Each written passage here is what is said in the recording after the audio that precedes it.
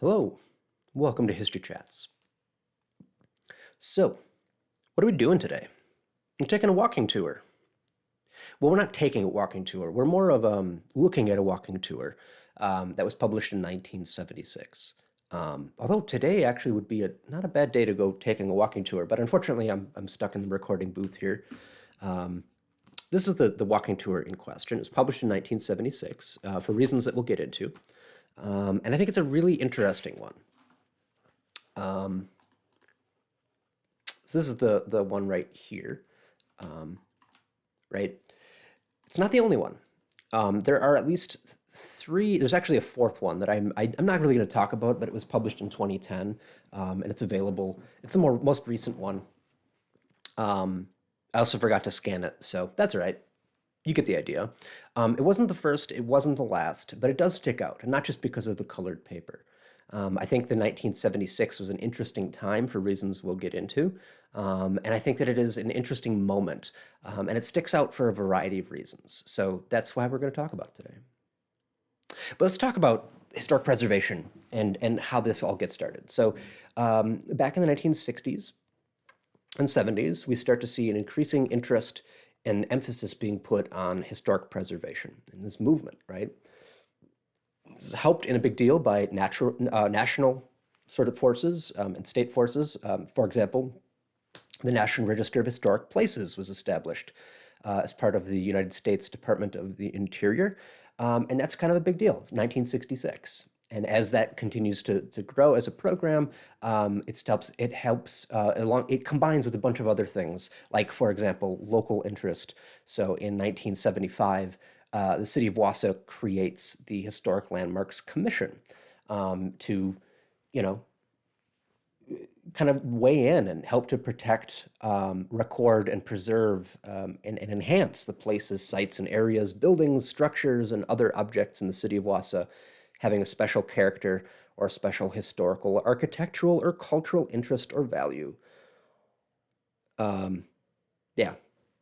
So these are kind of important steps. There's a lot of people who are really interested. I mean, and how do you actually translate this? Like, in theory, it's great. Great, we've got a commission, we've got the National Register. How do we get the public interested and involved in the process of doing historic preservation? Well, one of the ways you can do this is you can talk about those buildings that are no longer there, right? Isn't it a shame that the Plummer Mansion's gone, or excuse me, the courthouse was torn down in the 50s? Like, these are historic structures that people remember, and but it's also kind of good to be proactive, right? You don't want to wait until something's about to be torn down for people to find it important. Makes it a lot harder to save it. So if you can get people interested and invested in the historic structures in our community, now it's going to be easier to continue to do the work in the future. And so this is kind of represented in the first walking tour. So both in terms of the concerted effort and also just general interest, right? So back in 1972, the city of Wausau is celebrating 100 years as a city. The city charter in 1872, now we're 100 years subsequent, and there's a big celebration. And one of the things that we do is we create what I believe to be the first self-guided walking tour, which is this one. And it's specifically the historical homes of the Wausau area. So for 25 cents, you could pick it up from the Historical Society, the museum, at this point the Yawkey House. There it is up here. And you could set off on a journey of exploration at your own pace.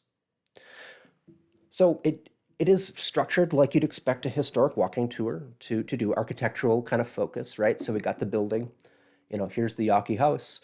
Here's Cyrus Yawkey, it's the owner, the builder. Here's the address. Here's all the information about, Yawkey, about the building, right? The architecture, George Mayer in 1900, Ionic columns, all the architectural terms. Here's the Woodson home, which is now where I'm currently in. There's also some non-homes in here, right? Although, yeah, I mean, it's kind of interesting here. This is one of the odd ones out, and that's the City Hall. But almost all of these are historic homes. So walking tours. Also note that the pattern here is they kind of give you just the address and expect you to follow. There's no directions. There is a map in the back, but it's not like there's no line telling you where to walk. It just says start here. So okay, there's room to improve. This is a good first effort. There's a lot of history here. It's a good first movement in a good direction. Combine this with the efforts to celebrate the US Bicentennial, which is in 1976. And this is going to eventually lead to this.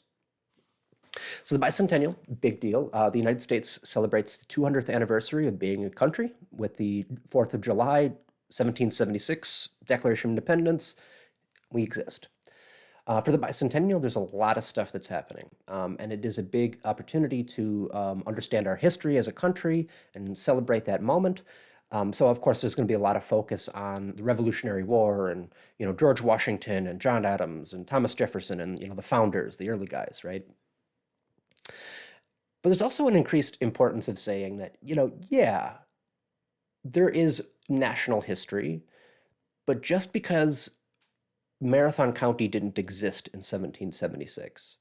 Just because, you know, Athens and Unity and Hatley and Wausau and Mosinee and all these communities that we make up who we are, just because we weren't in existence in 1776, many of them not even in 1876, that doesn't mean that we don't have history. And so there's a purpose here. Like, hey, we should make a big deal about the fact that we do have local history. It's not just powdered wigs and George Washington and, the Revolutionary War. This is the history of us. And so there's a lot of stuff that gets done. So this is the time period in which a lot of communities write their history. There's a lot of towns and villages that write here's our town village history, right? Like physically it gets published. That's a big deal. And in some cases, this is like the history that we have today for that community. Maybe it ought to be updated, say, in a couple years when we're celebrating 250 years, maybe. Yeah, we'll see. They also did some oral interviews for the first time. Like there really wasn't an oral history project to document people's experiences by talking to them. It's a great tool. It was starting to become very popular in the 60s, and now we are using it here. It's a good opportunity to implement it, right? So there's a lot of stuff that we end up doing that is helpful. And one of those things is doing walking tours, which after all are kind of having a moment.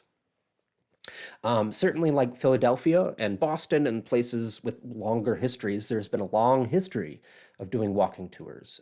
Maybe not self-guided all the time, but walking tours in general. Less so here in central Wisconsin, from what I can tell, up until about the 1970s. I don't think that they really existed in this format, but certainly just getting to the moment here, in the bicentennial city, Philadelphia, in 1976, there was a lot of walking tours. You can buy a book, probably a lot of publications that you could, go see Betty Ross's house and Liberty Bell and Carpenter's Hall and Independence Hall, and these are great. But again, you don't have to go to Philadelphia to celebrate our history. We may not have a Betsy Ross's house. We may not have a Liberty Bell. But what we do have? We have landmarks here. Now, this isn't strictly speaking a walking tour, but this is a project, a publication that comes out of the efforts for the bicentennial. This is published in 1977 after about 2 years of compiling things. This is compiled by the Marathon County Extension Homemakers groups, specifically their Family Life Program of Work Committee. And they basically said, hey, what landmarks exist in our communities? And then they listed them. I will say, as a historian, some of these are kind of like vague or very specific, but not a lot of context. Like some of these could use some citations, or I wish they would have, but that's not really the point.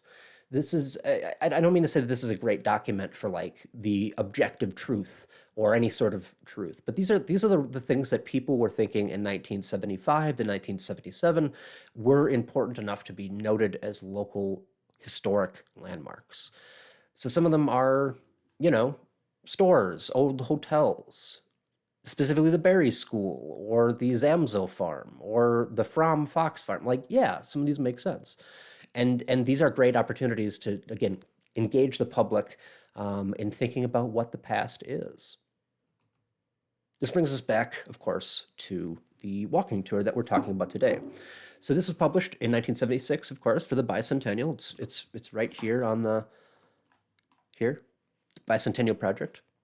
I'm assuming we got some funding for that, but I didn't really find anything specifically about a funding amount or anything. Edited by Edward T. Schoenberger and researched by Margaret Klinkhammer. So Margaret Klinkhammer is interesting. I didn't know about her until I did this research.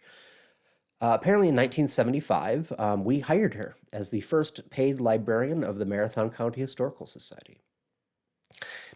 Probably wasn't a lot of money.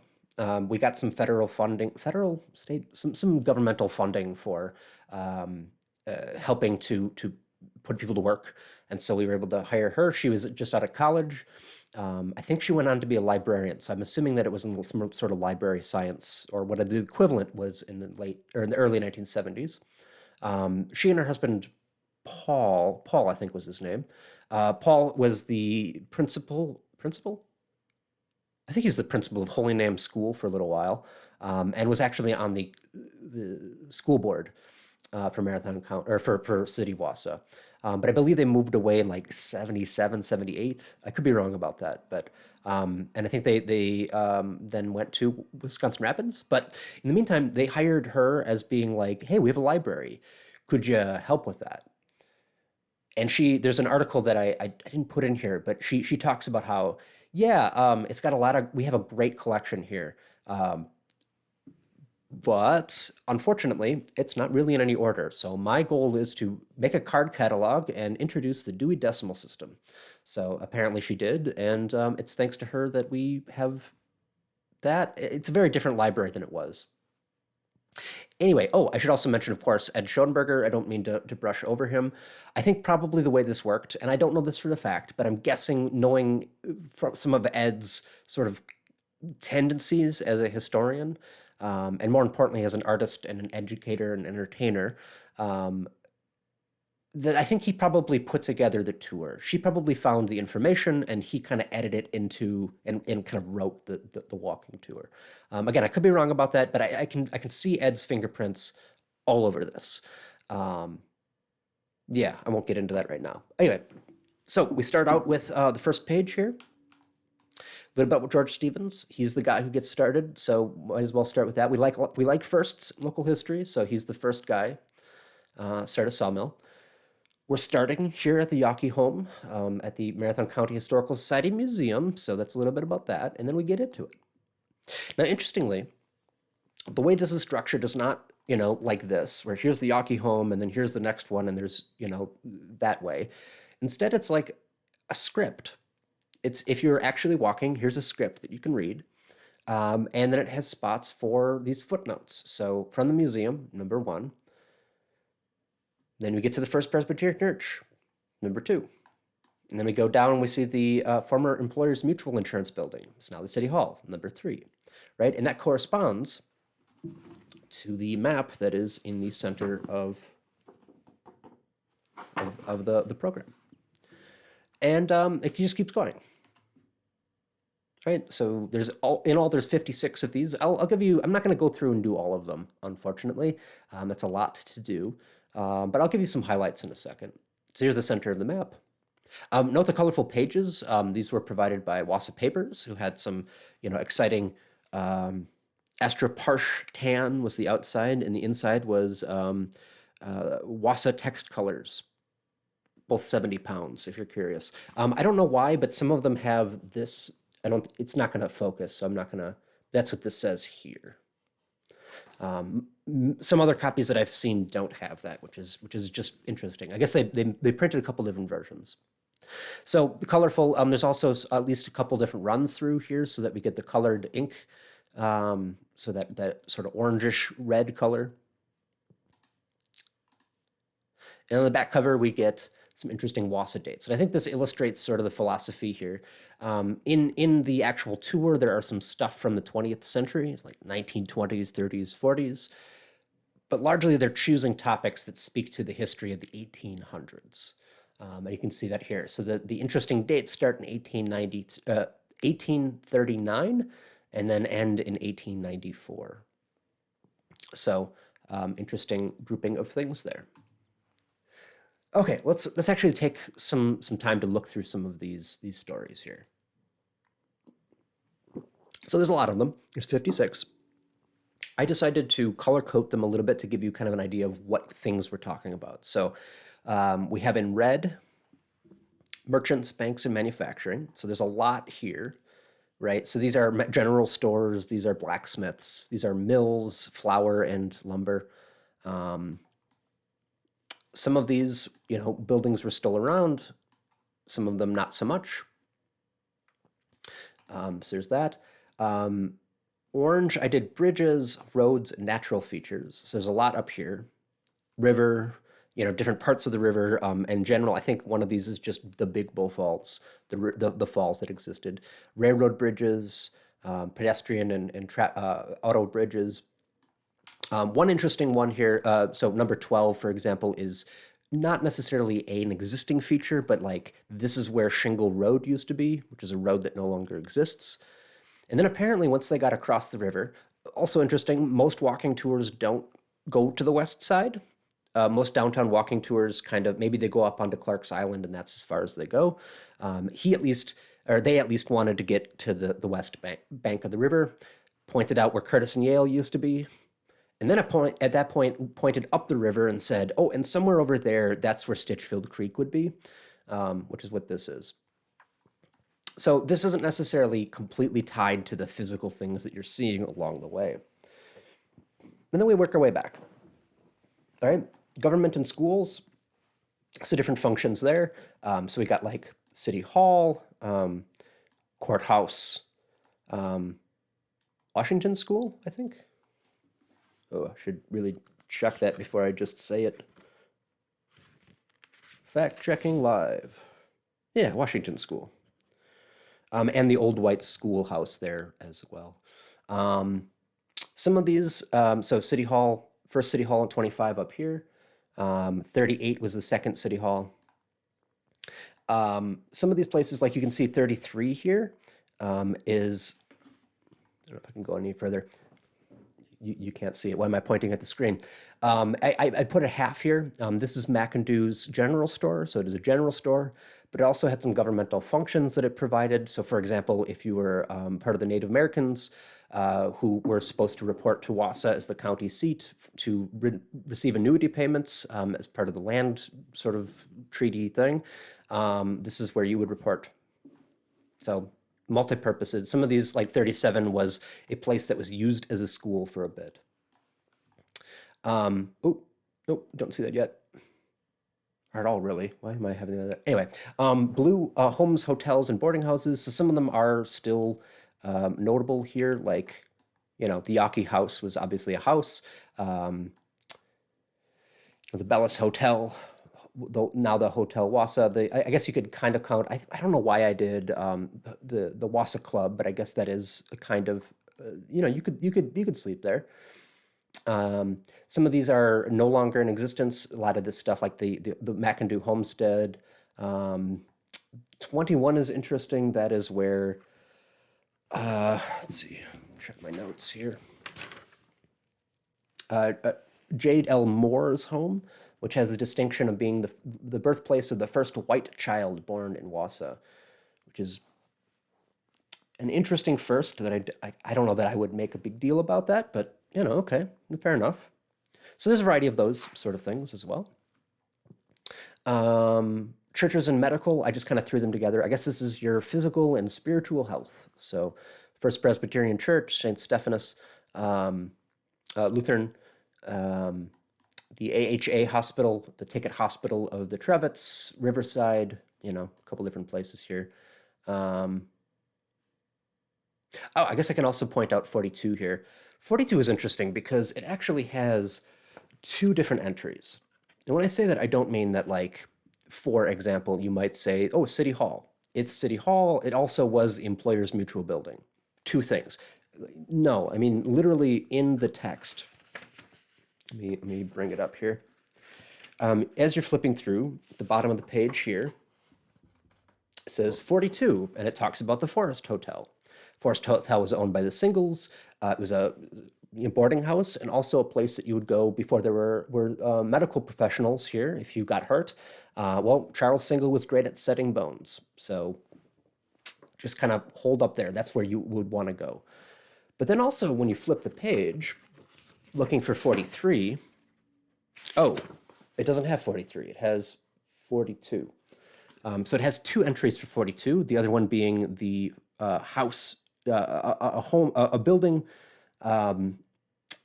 built to house the fire station.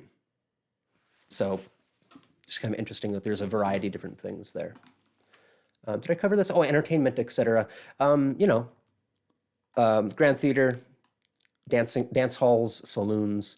I also threw in 22, which is the place that was pointed out as being the home of the place where the Chippewa Indians, Native Americans would, as they were passing through, they would encamp on the Oak Island here. And apparently this is the place where they held powwows, where people could, get exposed to their culture, what have you. Interesting inclusion. Ed, I think, and maybe it's this time period, but I think Ed Schoenberger liked to make a point of including Native Americans when he could, even if it was, for example, 28 here is just Indian burial mounds, which is really means that there was just some graves that were found there. I don't know if that's the way that we would approach that today, but also, he had the bravery to talk about an uncomfortable topic, which is not something that you would usually see in some of these other walking tours. So you'll note that some of these are not labeled, and that is partially reason for, like 55 here, that's the McCrossan block. And the McCrossan block is an example of, I know what was there. I could look that up. I could figure out what they used it for. But in the text here, they don't really talk about what they use it for, so much as they use it as the opportunity to talk about everybody's favorite topic, the dentists that killed each other. So there was a disagreement. One dentist decided to shoot the other dentist, and Wassa was left after his conviction and trial without a dentist. It's a fun story. It gets thrown out a lot because it's associated with this location, and it's a great thing as you're taking a walking tour. But it doesn't really talk about, or they don't really talk about the use of the building there. 36 is another interesting one, and I'm just going to read the explanation because it's really interesting. I didn't know about this story. This isn't necessarily they didn't talk about it, but it just never really came into existence. So let's see here. This location was once the site of the Barnes Block. So Buck Barnes, a man who had great faith in the future of Wassa, in 1857 began a building of a block of stores on this site. The building had a deep rock basement and a 4-story heavy timber frame. It was planned that 2 stores would occupy the first floor and the rest would be used for a hotel. When the exterior of the building was nearly completed, Barnes got into serious financial trouble in the Panic of 1857. The unfinished building was left to rot. Eventually, it was torn down. Barnes stayed in Wassa only a few years after the panic. By 1861, he had lost all of his money. Being a great walker, thinking nothing of walking to Stevens Point and returning the next day, he walked out of the city of Wassa one day, destitute, to his old home in Illinois and enlisted in the Civil War. Now we move on to Jackson Street. So interesting story, right? Buck Barnes, maybe not someone that we talk about too much these days. And of course, it never really came into being because they tore it down, which is an interesting inclusion here too, right? He's not just talking, or I keep saying they are not just talking about the buildings that exist, which is typically what we would do today, right? We use the physical buildings to tell the stories. Sometimes we're talking about a building that never existed. Best example of that, and the one that sticks out in my mind, is number 9 here. Now, I'll give you a moment, try to figure out what we're looking at. This is 1st and 2nd Streets, and Scott and Jefferson. So there's a block here. Now, what is in the center of that block that you think we might be talking about? I'll give you a moment as I look up, and I'm just going to read you what it says.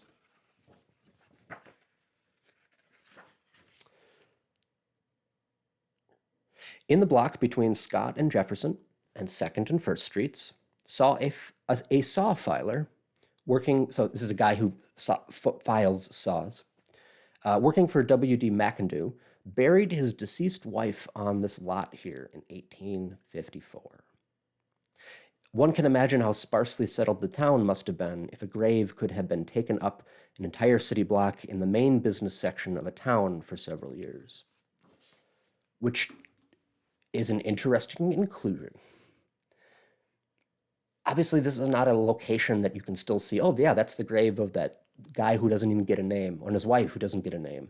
It's just the guy who worked for McIndoe. And it's an interesting story that I wouldn't have thought to include. Yeah, it's just kind of strange. I guess the mid '70s were just a different sort of approach to telling history in some ways. In some ways, I enjoy. It's kind of refreshing. In some ways, it's kind of like, huh, okay, yeah. Let's see, did I do all of them? These are the points of interest I wanted to talk about. Yeah. So let's talk about how this is different. Obviously they printed it, people enjoyed it, it was out there, it was used. The next big one was 1988 with the city and the pinery. There had been a historic intensive survey that had been done of the city of Wausau, and out of that survey, which was printed, here's all like the history of a lot of the structures and some of the larger stories. A more comprehensive guide walking tour was put together. So this is published, done by Marianne Norton and Don Alcott, who are very important figures to the historic preservation movement here. Now, there's a bunch of different sections here. So there's sort of a general history of the city of Wausau. There's sort of a section about talking about motifs and sort of the general concepts of architecture on display here. This is going to be a work that is much more interested in the architectural sort of nuances and things like that. But also, like, here's the general, like, notable architects that were involved. And then we get into the tours. And there's kind of two tours. One is of the downtown and Warren district. One is of the East Hill area. And then there's a third section that's just sort of of interest elsewhere in Wausau. So when we actually get into it, so this is the Warren and downtown area. You get a map this time, and they're numbered, so you kind of know what direction you want to go. Yeah. And then each of the sections would then have, here's the building, here's the picture, all that same sort of architectural and biographical information. The address, who built it, why, who's the architect, why is it interesting? In the end, they also had a very helpful, because this is much more technically, maybe more inside baseball in the architectural side of things. Here's a glossary with some descriptions of these things we're talking about. What is a dentals? What are dentals? Well, it's these. A Palladian window or a parapet. Like, these are maybe topics, terms that people might not necessarily know. So they make sure to include them. And then I guess I said, there's another one in 2010, I think, of the downtown Wausau area. But this is sort of the culmination of what we're talking about today, I guess. This is the 2007 Andrew Warren District walking tour, which, again, we published. And again, it's got, a bunch of different notable houses that we want to talk about, and we got the map, right? So we have everything. Each of these gives, here's the name of the place, here is the address, here's when it was built, by whom, and what was the architectural sort of center. All of these are also, I think, I could be wrong about this, but I think all of these are based off of what was actually physically there.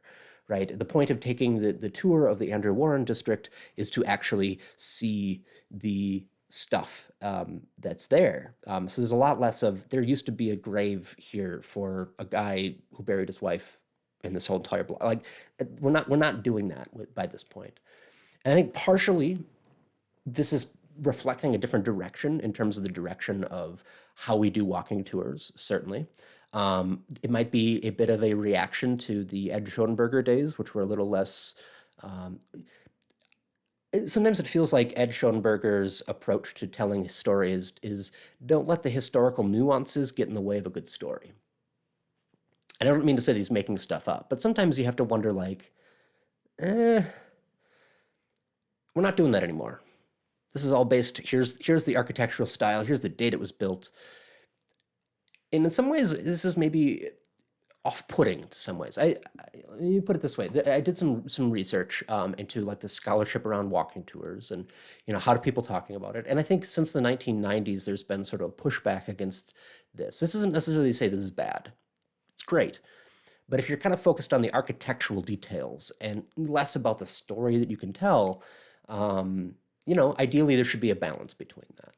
And again, I don't even know that this is that far in that direction of being, very specific about the architecture. But, if you need to have a glossary pointing out what different types of, architectural details are, like you're writing that for a very specific audience. And maybe it's not the general audience you want, or maybe it is, who knows?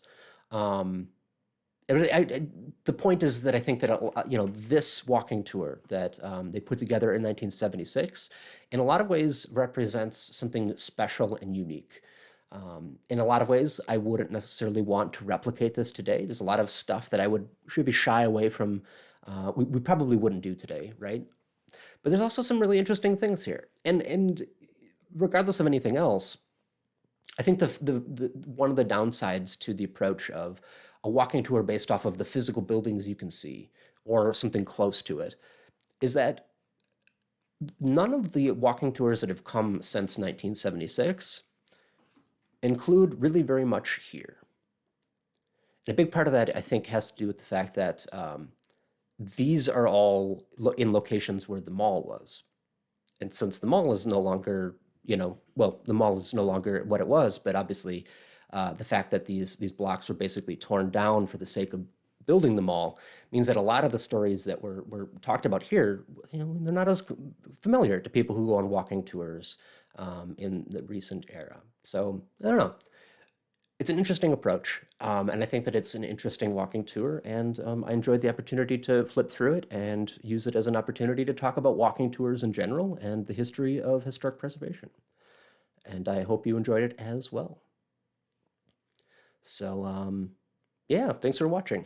This is pre-recorded for health reasons. I'm not sure if I'm going to be starting to feel a cold, so I'm just as a precaution, I'm going to pre-record this. So if you're seeing this version, I'm a little under the weather. Maybe don't feel comfortable talking with a hoarse voice and that sort of thing. So just in case, I'm sure I'll be feeling better soon. I hope you're doing well. An interesting transition out of that. I don't really know how to get out of this except to say thanks for watching. We'll be back next week with some more history chats and some more architectural history. Gary is going to be back and talking specifically about some of the historic preservation aspects as told through some of the specific structures designed by Alexander Eschweiler.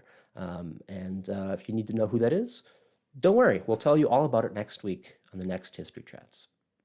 In the meantime, have a wonderful rest of your day, and we'll see you next week for some more.